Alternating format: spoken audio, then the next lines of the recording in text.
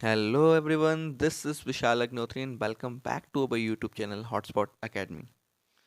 आज की इस वीडियो में हम डिस्कस करेंगे part 2 of final accounts adjustments, right? Previous video हमने डिस्कस कर लिया था पार्ट 1, ठीक है? Now we are going to discuss about the part 2 of that particular chapter. तो let's get started with the concept that is final accounts. तो final accounts में काफ़ी सारी चीज़ें मैंने आपको बताई थी कि ट्रेडिंग अकाउंट कैसे प्रिपेयर करते हैं, क्यों करते हैं, P&L अकाउंट प्रिपेयर क्यों करते हैं, कैसे करते हैं, राइट? बैलेंस शीट को कैसे करते हैं, राइट? अब क्वेश्चन जो आपका फ्रेम होता है वो क्वेश्चन फ्रेम होता है अलॉन्ग विद द एडजस्टमेंट्स. कुछ एडजस्टमेंट्स आपको क्वेश्चन के नीचे गिवन होंगी, आपको उन एडजस्टमेंट्स को एडजस्ट करना होगा एंड आफ्टर दैट आपको फाइनल अकाउंट्स को प्रिपेयर करना होगा, राइट? जैसे अब हम सब जानते हैं कि हम लोग ह्यूमन बींग्स हैं, राइट? तो हमसे गलतियां हो सकती हैं, right? Rectification of errors, you might have studied these in your previous chapters, that is rectification of errors. तो उन एरर्स को रेक्टिफाई करने के लिए हम लोग पेड एक्सपेंसेस की बात करते हैं, राइट? Prepaid expenses. सब प्रीपेड एक्सपेंसेस क्या होते हैं? प्रीपेड एक्सपेंसेस हमारे ऐसे एक्सपेंसेस होते हैं जो कि हमने एडवांस में दे दिए हैं, एडवांस में पे कर दिए हैं. सपोज दैट कि आपकी लैंडलॉर्ड ने आपने आपसे किराया मांगा और आपने क्या किया, 2 महीने का उनको एडवांस पकड़ा दिया. तो सर पहली बात तो ये है कि हमारा इसका नेचर क्या होगा? Obviously it's going to be asset for us. अब दूसरी चीज़ है इसका ट्रीटमेंट क्या होगा. तो सर एक याद रखना, जो भी प्रीपेड एक्सपेंस होगा P&L अकाउंट में रिस्पेक्टिव एक्सपेंस में से उसको हम लेस कर देंगे. ओके? प्रीपेड एक्सपेंस जो भी आपका respective, it could be prepaid rent, prepaid expense, कुछ भी हो सकता है, प्रीपेड इलेक्ट्रिसिटी बिल. तो इसको यहाँ से हम क्या करेंगे, लेस कर देंगे. और बैलेंस शीट में आपकी एसेट साइड में इसको हम क्या करेंगे, फर्दर रिकॉर्ड कर देंगे प्रीपेड एक्सपेंस के नाम से, जो भी आपका होगा, क्योंकि अभी अभी आपको बताया है ये हमारा क्या है, एसेट है. So that is why it is going to record in balance sheet. तो इसीलिए हमने इसको प्रीपेड एक्सपेंस के नाम पे हमने इसको यहाँ पर रिकॉर्ड कर दिया. ओके? अब तीसरी एडजस्टमेंट देखते हैं सर, डेप्रिसिएशन की. अब क्वेश्चन में नीचे आपको एडजस्टमेंट दिया होगा कि provide depreciation on furniture for the rate of 3%, right? At the rate of 3%, 4%, what. तो उस केस में हम उसकी एडजस्टमेंट क्या करेंगे, तो हम सिंपली उस पर्टिकुलर फर्नीचर, अब यहाँ पर फर्नीचर का एग्जांपल लिया है तो फर्नीचर को लेते हैं हम.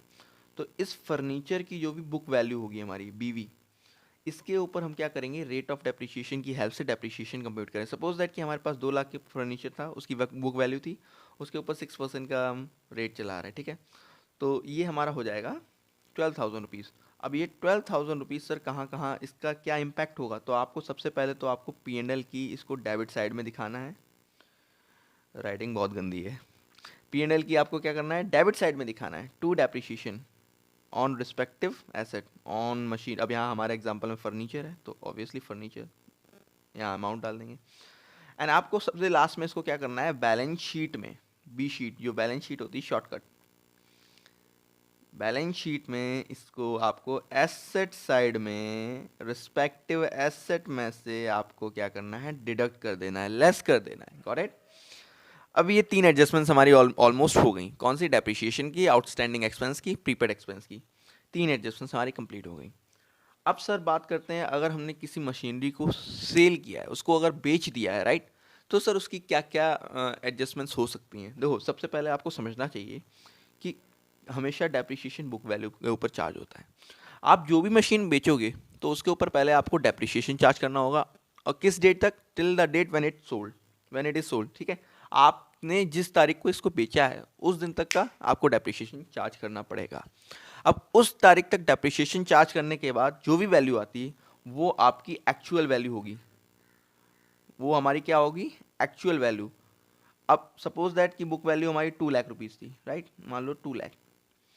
अब उसमें से मैंने सपोज दैट कि 10,000 जो है हमने क्या किया, मैं शॉर्टकट में लिख रहा हूँ, ये आपको ऐसा एग्जाम में यूज़ नहीं करना है, अदरवाइज आपके मार्क्स डिडक्ट हो जाएंगे. मान लो 2 लाख की मशीनरी थी, उसमें से 10,000 का डेप्रिसिएशन हमने लेस कर दिया. अब उसकी जो बची हुई कॉस्ट है वो कितनी है, 190K, 1,90,000, राइट?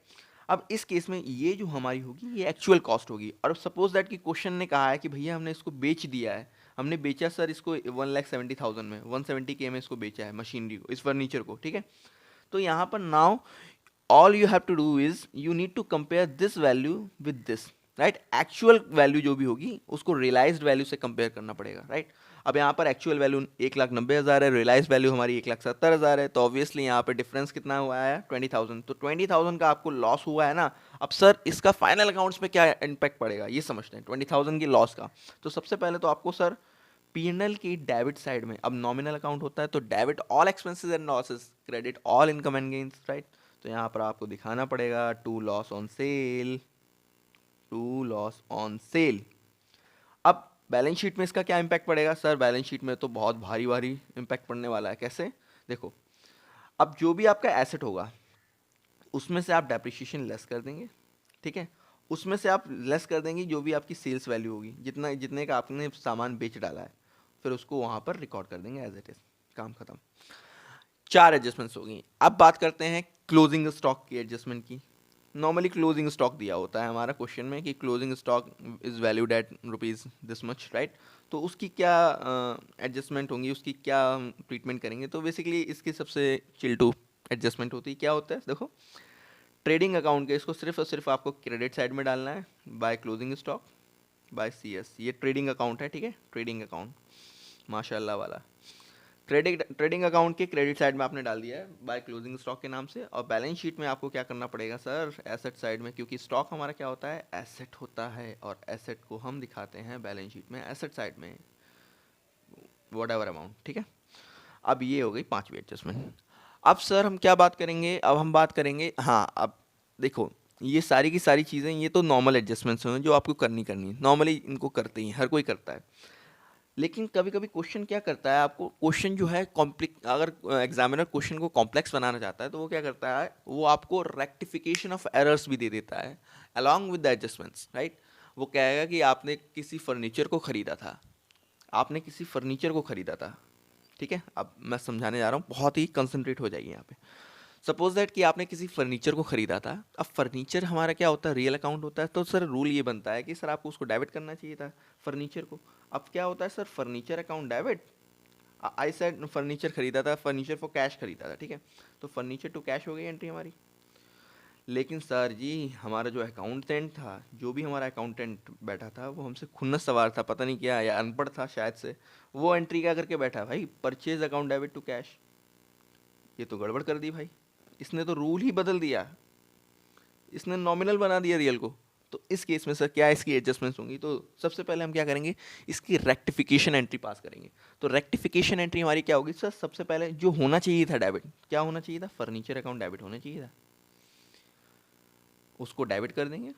और टू किसके नाम से? अब जिसको हमने डेबिट ऑलरेडी कर रखा है, दैट मीन्स हमारे एग्जांपल में कौन सा डेबिट था? परचेज अकाउंट को डेबिट किया, तो उसको हम क्रेडिट कर देंगे। अब डेबिट किया था पहले, अब क्रेडिट कर देंगे, तो उसका इम्पैक्ट क्या हो जाएगा? नील हो जाएगा टू परचेज अकाउंट। अब सर यहाँ पर समझने वाली बात, अब आप कहेंगे सर इस पे हमारा फाइनल अकाउंट्स पे क्या इम्पैक्ट पड़ेगा? ये तो अलग बात है ना। मैं कहूँगा नहीं जी, यहाँ पर भी आपका बहुत बड़ा इम्पैक्ट क्रिएट होगा। ये आपके फाइनल अकाउंट्स को बहुत ज़्यादा गंदे तरीके से अफेक्ट करेगा। देखो क्या करना है हमें। यहाँ पर देखो फर्नीचर डेबिट हुआ है। अब आपको मालूम है कि जब जब हमारा एसेट बढ़ता है तो डेबिट करते हैं।